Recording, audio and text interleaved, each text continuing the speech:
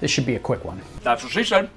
Welcome to Shadow Alley. On this channel we talk about horror movies and silicone masks. And today we're going to go deep into why you shouldn't watch my content. How dare you? So if you're into that sort of thing, feel free to subscribe and stick around. Alright, if you and I were hanging out and you told me to pick any horror movie that was available today to watch for free on Amazon Prime, I would make a big bowl of popcorn, I'd turn down all the lights. Does anybody else do that? And I'd choose one of these 7 movies, in no particular order. Number 7. Let's start off with a filmmaker that in my opinion hasn't been able to match the success of his early efforts. That filmmaker is M. Night Shyamalan, and the movie is The Sixth Sense from 1999. Love or hate the rest of his movies, I think he knocked it out of the park with this one, and he struggled to match the success ever since. There are quite a few movies that are really well known for their twist endings, like Primal Fear and The Usual Suspects. But in the horror world, The Sixth Sense has got to be the most satisfying ending to a quality movie that I can remember watching. I won't spoil it here for those of you that have never watched it, so if you have Prime, do yourself a favor and hit play on this one. Number 6. If you're in the mood for something a bit more lighthearted and horror comedy is more your style, let me suggest Tucker and Dale vs. Evil from 2010. It can sometimes be difficult to combine genres together, but this movie does it perfectly,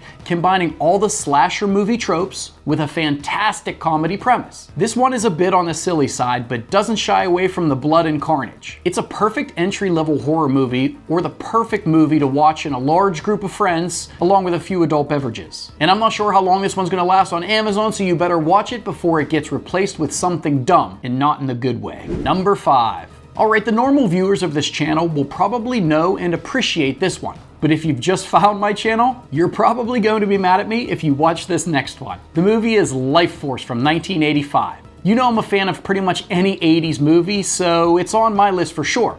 But many people might not enjoy a gratuitous alien vampire movie, so watch this one at your own risk. I don't think this one did very well critically, but it's gained a cult-like following later in life for its combination of horror and sci-fi fantasy. Or maybe people just enjoy watching Matilda May for some reason. Number 4. Okay, let's watch another great 80s movie that most people would agree with, even if they aren't 80s horror nerds like us. What'd you call me? It's An American Werewolf in London from 1981. Even if you're not a horror fan, you probably already know about this movie, or have at least seen the werewolf transformation somewhere online. For those of you that are horror fans, you've undoubtedly already watched this one, and for good reason. It's an absolute classic. If you haven't watched it, you need to. And if you haven't watched it lately, there's no excuse, as it's free with your Amazon Prime membership right now. Number 3. This one's gonna really divide my audience, I think. It's a bit corny and cheesy, but that's what I love about it. It's Vampire in Brooklyn from 1995, and it's Eddie Murphy overacting and completely chewing the scenery, pun intended. And it's glorious. This is another lighthearted comedy horror with a fantastic cast that you've seen in other great comedies. So it's a perfect fit for anyone that loves vampire movies,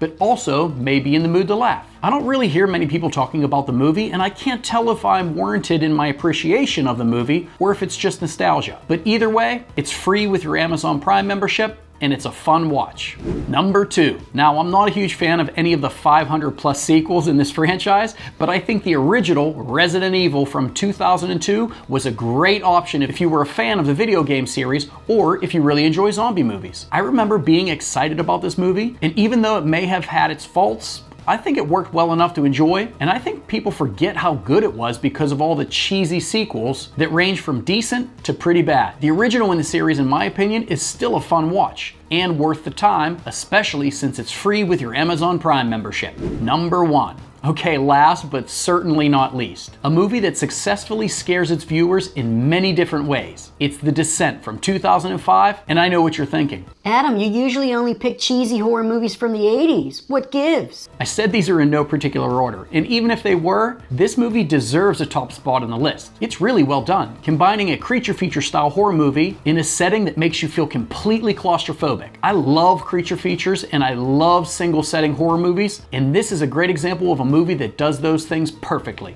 And even better, if you have Prime, it's free to watch, so you have no reason to not put this one on your list. So what did you think of these movies? If I told you to fire up a batch of popcorn and pick a movie on Prime, would any of these be your choice? What do you think deserves to be on the list? Put your picks in the comments below, and as always, I appreciate you watching. Please do all those things you're supposed to do to help a channel grow, like comment, like, subscribe, and I'll see you in the next one. How dare you!